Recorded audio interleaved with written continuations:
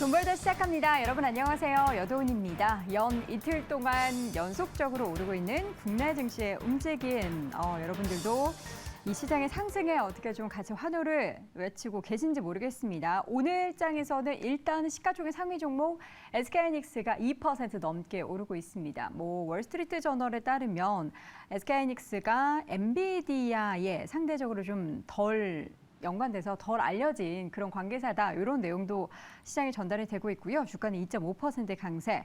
반면 2차 전지주들은 약간 희비가 엇갈리고 있죠. 현재 코스닥 시가총액 상위 종목인 에코프로와 에코프로 BM은 조금 쉬어가는 가운데 오늘 LNF도 어제의 급등 뒤로는 살짝 상승폭이 둔화된 상태고요. 포스코 DX도 오늘장 약보합권 움직임을 보이고 있습니다. 그러나 이 밖에 다른 종목군들 특히나 오늘 AI 관련해서도 그렇고요. 양자 컴퓨팅 관련해서도 그렇고요. 양자 암호 관련해서도 그렇고 다른 테마주들의 강한 상승이 나타나고 있어서 오늘도 해야 할 이야기들이 참 많을 것 같습니다. 자, 오늘도 내부자들을 통해서 시장 이슈 그리고 전략도 함께 챙겨가 보시죠. 오늘의 시간 알파경제 김종효 이사, 헤르메스 스탁의 하창원 본부장 함께합니다. 두 분 어서 오세요. 안녕하십니까? 네. 자, 오늘 시장이 일단 상승을 보이고 있는데 탄력이 다소 좀 둔화가 된 상태입니다. 두 분이 시장을 어떻게 바라보고 있을지 시장에 대한 의견 먼저 확인해 보시죠. 업앤다운 어느 쪽일까요? 두 분 모두 업 의견 주셨습니다. 탄력이 조금 많이 둔화된 거는 맞죠? 네, 둔화는 됐습니다만 네. 그래도 흐름 자체가 그렇게까지 지금 두려워할 필요는 없지 않을까. 왜냐하면 우리가 이제 잭슨홀 미팅 전에도 간단하게 좀 언급을 드리긴 했지만 어차피 그는 매파적으로 말할 거다라는 식으로 좀 말씀을 드렸거든요. 좀 과한 우려가 있었기 때문에 거기에서 좀 눌림이 좀 영향이 좀 있었다라고 보시면 좋을 것 같고 또 인지세가 그 정도로 좀 폭발적인 반응이 나올지는 몰랐는데 중국 시장도 상당히 조금 좋았죠. 네. 그러니까 그런 부분들을 좀 엮어서 본다라고 한다면 굳이 우리나라 시장도 눌릴 이유가 없다. 게다가 2,500선까지 좀 더 강하게 눌렸기 때문에 기초 이런 펀더멘털 상으로 봤을 때 사실상 2,500을 또 강하게 깰 이유가 현재 시점에서는 그렇게까지는 아직은 없지 않을까. 물론 목요일, 금요일 날 이제 PC 지표라든지 고용 지표에 따라서 또 이런 약간 긴축의 흐름에 따라서 어느 정도의 조정이 나올 수는 있겠지만 네. 일단 오늘 당장 놓고 봤을 때는 사실상 그렇게까지는 두려워할 필요는 없다라고 생각이 들어서 오늘 네. 시장은 업으로 좀 의견을 일단 설정했습니다. 네, 큰 산 넘어서고 일단 계속해서 여전히 물가와 고용, 항상 연준이 이야기하는 데이터에 기반한 그 데이터들이 이번 주에 발표가 되기 때문에 이런 것들이 또 분명 고용은 여전히 강할 거고요. PC는 예상을 보면은 그렇게 크게 꺾이지 않을 것으로 오히려 올라가는 근원 PC 같은 경우에는 전월 대비 올라갈 것으로 보이기 때문에 또 연준이 계속해서 장기적으로 고금리를 유지할 만한 그런 명분을 제시할 자료들이 시장에 전달될 텐데 워낙에 또 알고 있는 내용이기 때문에 이를 시장이 어떻게 받아들이게 될지도 주목해 봐야 될 것 같습니다. 자, 그렇다면 김종효 이사님께서는 오늘 시장의 반등 우리가 어떻게 의미를 부여할 만한 수준의 움직임이 나타나고 있다고 보시는지요? 네, 일단 지난주에도 업 의견을 드렸고 이번 주까지 업을 이어가고 있는 것은 네. 시장의 하락의 브레이크를 잡았다 정도입니다. 그래서 여기서 추가적으로 급하게 반등해서 다시 2,700선 넘어서 갈 거다. 이건 아직은 좀 기다려 봐야 되는 상황이고요. 삼성전자와 SK하이닉스가 힘을 낼 거냐, 2차 전지가 다시 힘을 낼 거냐, 여기에 따라서 이제 달라질 수 있다는 거죠. 근데 최근 추이를 보시면 아시겠지만 SK하이닉스도 고점 부근에서 머물고 있는 양상이고 삼성전자는 여전히 조정에서 벗어나지 못했고 다른 2차 전지도 지지선은 깨지 않았습니다만 본격적인 반등을 시도하지 못하는 과정에서 추전도체, 맥신 그리고 양자 암호까지 테마주로 전체적인 시장 에너지가 조금 딸려가는 모습을 보여주고 있다고 봐야 될 것 같습니다. 그래서 지수는 저는 여전히 큰 맥락 없이 박스권 내에서 움직이고 있다고 판단하고 있고요. 다만 하락의 브레이크 정도로 잡았다라는 관점에서 오늘도 다운은 아니기 때문에 그러면 선택할 수 있는 선택지가 업밖에 없어서 제한적인 반등, 종목 장세 지속 이런 관점으로 말씀드릴 수 있겠습니다. 네, 자 종목 장세가 계속해서 지속되고 있고요. 테마 장세도 이어지고 있습니다. 오늘장 움직이고 있는 테마주들의 움직임 보면은 또 양자 암호 관련한 테마의 강세가 보이고 있는데요. 오늘 새로운 내용들이 막 전해지고 있더라고요. 삼각역 모르겠다. 좀 이따가 제가 내용 보면서 다시 한번 내용 확인해 드리도록 하겠고요. 저처럼 잘 모르시는 분들은 절대 투자하시면 안 됩니다. 자, 그렇다면 양자 암호 관련해서 두 분의 투자 의견 먼저 확인해 보도록 하죠. 팻말 들어주시죠. 자, 두 분 모두 X 의견 주셨습니다. 아무래도 테마이기 때문에 좀 주의가 필요하고 방금 전에 제가 말씀드렸던 삼자가 아니고 삼각격자형입니다. 삼각격자형. 이게 뭐냐 봤더니 오류가 없는 양자 컴퓨터가 그 삼각격자형 들어보셨어요? 저도 기사는 읽었는데 이제 벌집 모양에서 뭐 삼각까지 된다. 그림 뭐. 보니까 이렇게 뭐 삼각형이긴 하네요. 네, 요즘 뭔지 머리가 되게 모르겠어요. 아픈 게 뭐 첫 전자체 열심히 공부하다 보면 또 맥심이 나고요. 맥심 공부하다 보면 또 양자도 해야 되고. 아유, 공부해야 아주, 네. 돼요? 일단은 해야죠. 뭔지는 알아야 되니까. 투자하려면. 그렇죠. 음. 근데 뭐 일단은 양자 컴퓨팅 같은 경우는 이전에도 계속적으로 이벤트가 됐는데 네. 어쨌든 뭐 새로운 이런 구조라든지 물질에 대한 이슈가 계속적으로 좀 테마성으로 움직이고 있기 때문에 뭐 단연 시장에서는 급등력이 나오겠지만 앞서 이제 우리가 얘기한 것처럼 사실상 이거에 대해서 명확하게 이해를 하고 투자를 하기가 굉장히 좀 어렵거든요. 그냥 우르르 가는 거죠, 수급에 의해서. 그렇죠. 그래서 뭐 물론 테마성 장세가 무조건 나쁘다라는 얘기는 아닙니다. 이게 네. 테마성 장세가 돋보이는 장이 있고 뭐 펀더멘털이 돋보이는 장이 있기 때문에 거기 안에서 맞춰서 진행을 해야 되지만 어쨌든 우리가 잘 모르는 것에 많은 돈을 투자를 해서 이 수급 논리로만 했을 때는 사실상 대응을 굉장히 빠르게 끊어줘야 되는데 네. 그게 굉장히 좀 어렵다라는 거죠. 그렇기 때문에 투자 난이도는 굉장히 좀 높다라는 부분과 변동성은 뭐 다들 아시겠지만 높을 수밖에 없죠. 하이 리스크 하이 리턴이기 때문에 뭐 그런 부분에서 감수가 되시는 분들에 한해서만 좀 접근을 하시는 것이 좀 맞지 않을까라는 관점에서 X 의견을 좀 드리도록 하겠습니다. 네, 양자 암호 관련해서 우리 투자하시는 분들은 이게 또 하루하루 그 움직임들이 너무나 급변하기 때문에 또 장중에도 급변한 움직임이 있어서 주의를 하셔야 될 것 같은데 일단 X 의견을 주셨기 때문에 지금 뭐 신규 접근에 대해서도 좀 부정적으로, 그러니까 부정적이라기보다는 보수적으로 생각을 좀 해야겠죠. 네, 뭐 개인의 판단이겠지만 뭐 초전도체가 정말 돼서 그 테마가 움직인 것이 아니라 시장이 힘을 잃고 주도주가 힘을 잃다 보니까 남아있는 자금들은 뭔가 시장에 에너지를 계속 공급하고 싶은데 막상 또 초전도체 관련된 이슈가 나오니까 그거를 키워서 하나의 어떤 테마로 만드는 거고요. 뭐 맥신도 마찬가지라고 봐야 되겠죠. 맥신의 기술이 잘못된 것이 아니라 맥신 기술이 나왔지만 그걸 어떻게 돈으로 만들 것인가는 또 다른 문제이기 때문에 네. 그런 부분의 문제라고 봐야 될 것 같고요. 그다음에 양자 암호가 나온 가장 핵심 포인트는 뭡니까? 양자 컴퓨터가 나오면 모든 암호가 다 뚫린다. 이걸 막을 수 있는 암호 체계가 있어야 된다라는 것이고 그걸 우리나라 업체가 만들었다. 글쎄요. 그다음에 SK텔레콤이 뭐 세계 최초로 양자 암호를 시작했다라고 하지만 SK텔레콤이 하고 있는 양자 암호 자체가 과연 지금 글로벌적으로 탑티어 수준에 있는 그 정도의 보안 능력이 있는 것인지도 알 수 없죠. 아직 양자 컴퓨터가 개발되지도 않았는데 벌써 그걸 막을 양자 암호를 얘기하고 있다는 것 자체가 미래 기술을 뭐 준비하는 입장에서는 당연히 해야 될 일이지만 과연 국내에 그 정도의 기술력을 가진 보안 업체가 과거에도 있었나? 없고요. 지금도 없고요. 앞으로도 있을 가능성 낮습니다. 그러니까 그런 관점에서 해당 종목군들의 뭐 주가는 더 올라갈 가능성이 있겠지만 네. 뭐 여전히 트레이딩 관점에서 접근하시는 것이 좋겠다 이렇게 말씀드리겠습니다. 네. 자, 여러분들도 물론 테마주이기 때문에 저희가 여기서 좀 보수적으로 이야기를 드려도 오늘 급등, 뭐 내일도 급등 나오고 이번 주 내내 오를 수도 있겠습니다만 그것은 이제 테마가 대응이 되는 트레이딩이 가능한 보유자의 영역이기 때문에 섣부르게 이러한 미래의 청사진을 그려가면서 투자하기에는 지금은 조금 위험한 구간이 아닌가 싶습니다. 그리고 한 가지만 더 첨언드리면 이게 이제 관련된 종목군들이 일부 5G에 속해 있어서 네. 5G 종목군들도 좀 같이 움직이니까 이게 혹시 5G가 뭔가 움직이는 게 아닌가라는 착각을 가져갈 수도 있는데요. 뭐 섹터 내에서 어떤 종목군, 뭐 테마로 묶여 있는 종목군들이 어느 테마와 또 엮여 있는지도 잘 살펴보실 필요가 있을 것 같습니다. 그래서 그 5G 통신 내에서 소위 이제 양자암호로 처음 뭐 SK텔레콤이 했다고 해서 뭐 관련된 종목군들이 움직이기 시작했고 또 다른 테마의 대장주는 또 다른 개념에서 움직이고 네. 있는데 이게 이제 여러 섹터에 좀 겹쳐 있다 보니까 이게 혹시 또 5G가 움직이는 게 아닌가라는 뭐 그런 생각을 하실 수도 있는데 그 부분은 좀 아니라는 점도 유념해 두실 필요는 있을 것 같습니다. 네, 첫 번째 오늘 움직이고 있는 테마 가운데 양자 암호 관련한 두 분의 의견을 정리를 해봤고요. 이어지는 섹터는 오늘 AI 관련한 종목들이 오릅니다. 마음 AI, 뭐 지금 우리가 셀바스 AI도 4% 강세고요. 저는 뭐 이런 거 AI 관련해서 오늘 약간 뷰노의 리포트를 보면서 주가의 급등이 나타나는 그 관점을 더 좀 유심하게 보기도 했는데 일단은 실적이 아직은 여전히 찍히지 않지만 향후에 대한 기대감을 굉장히 많이 담은 내용들이 좀 전해지고 있어서 두 분이 생각하는 AI 전반에 관련한 투자 의견 먼저 확인해 보시죠. OX 팻말 들어주세요.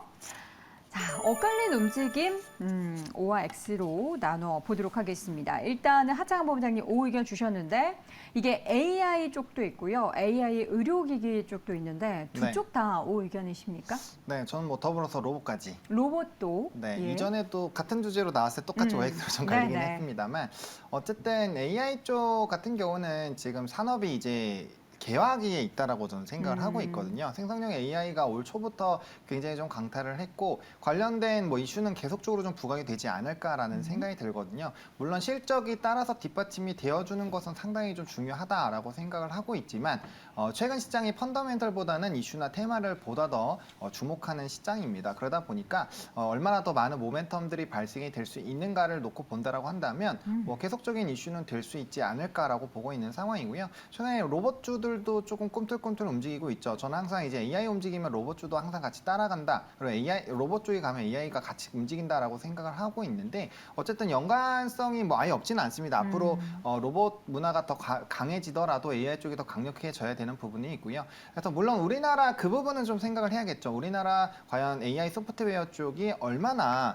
그런 이제 글로벌적으로 파급력을 가질 수 있는가 거기에 대한 물음표를 놓고 본다면 사실상 연결성이 좀 떨어질 수는 있겠지만 그래도 우리나라 AI 기업들 중에서 이제 뭐 공기업이나 대기업 기준으로 해서 구독 경제화를 한 회사들도 있고요. 그 AI 이 이슈가 없을 때에도 사실상 좀 구조적인 성장이 나오고 있었던 기업들이 있거든요. 그래서 그런 뭐 노하우들을 본다라고 한다면 아예 뭐 수익성이 뭐 상승이 제한이 되는 그런 상황은 아니다라고 보고 있는 상황이고요. 네. AI 의료기기 같은 경우는 사실상 미래에 대한 전망은 굉장히 좋습니다. 근데 밸류적으로 소급해서 땡겨온 부분들이 워낙 있기 때문에 이게 실적적으로 가시화가 되는 게 상당히 좀 중요하다라고 보여주고 있는 상황이거든요. 근데 오늘 좀 중요한 게 뷰노가 전고점을 뚫어버렸거든요. 그쵸. 그래서 그런 부분으로 본다라고 한다면 역시나 AI 쪽이 움직이게 되면 연관된 산업들에 대한 기대감이 붙어준다. 이거는 뭐 의료기기 쪽에 대한 실적이 아직까지 좀 따라오고 있지만 아직까지 적자가 유지가 되는 거 다들 알고 있단 말이죠. 그럼에도 불구하고 이렇게 수급이 붙는다라는 거는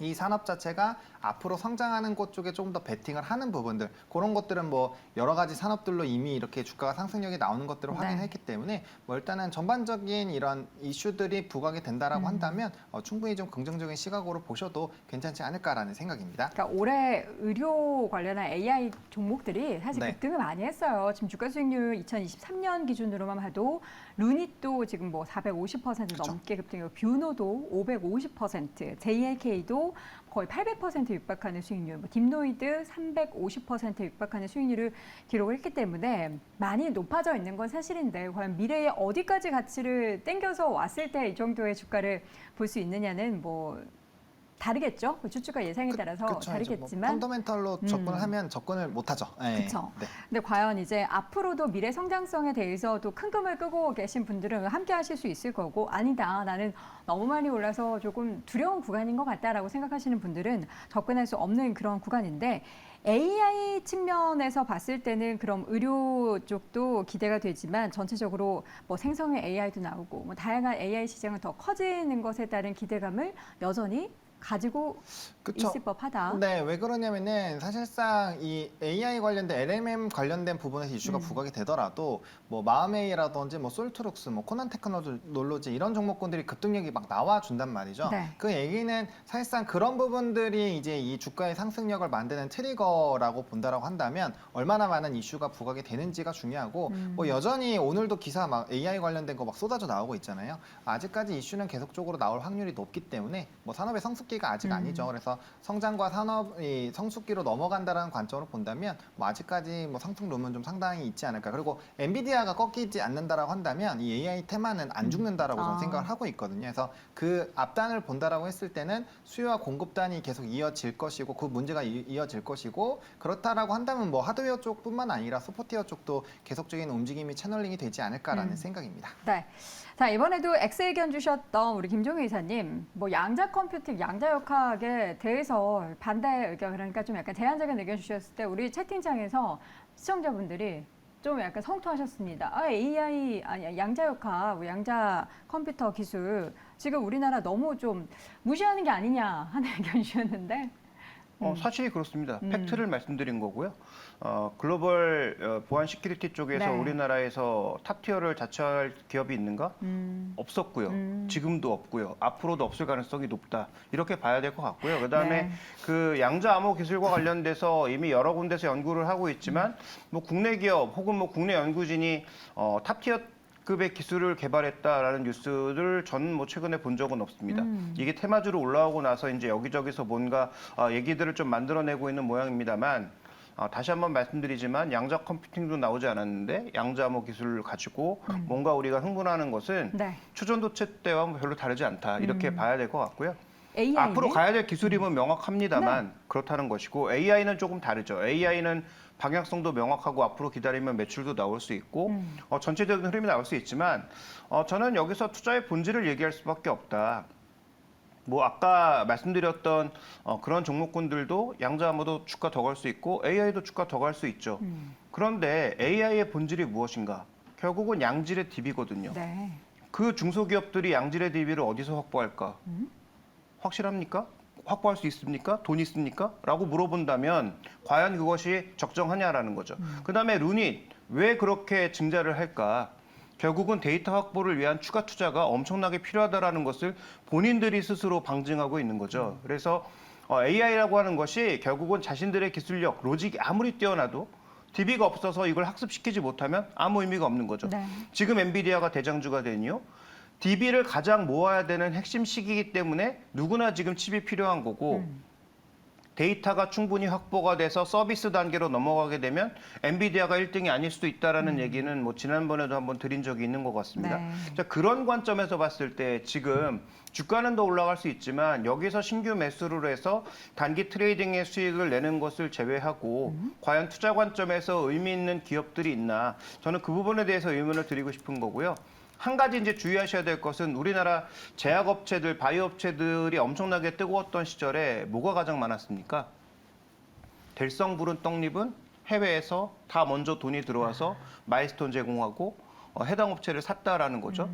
AI도 정말 그 정도의 기술력이 있는 회사라면 아마 뭐 구글이라든지 아니면 뭐 메타라든지 이런 회사들이 먼저 앞다퉈서 살 가능성 네. 혹은 뭐 네이버를 비롯한 이런 기업들이 앞다퉈서 M&A 할 가능성이 높다라고 판단하고 있기 때문에 저는 뭐 거기서 해당 기업들의 미래는 판가름 난다. 결국 이런 중소기업들이 양질의 DB를 확보해서 더 하이 클래스의 AI를 만들 가능성은 지금 정도의 시가총액 수준으로는 어림없다라고 판단하고 있습니다. 네.